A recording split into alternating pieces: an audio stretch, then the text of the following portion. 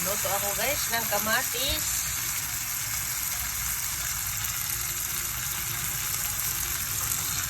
Lalagyan natin ng itlog. Wow, sarap guys.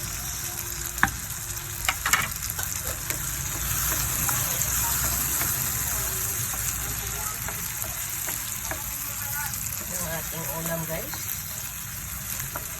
Anong oras na ba? Late na ako nagising. Yeah.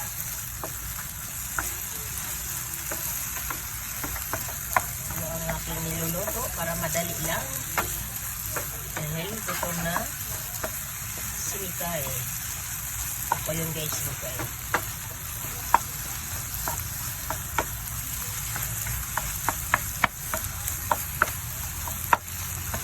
Sarap guys ang ganitong ulam. Tira mo ng kape. Diba?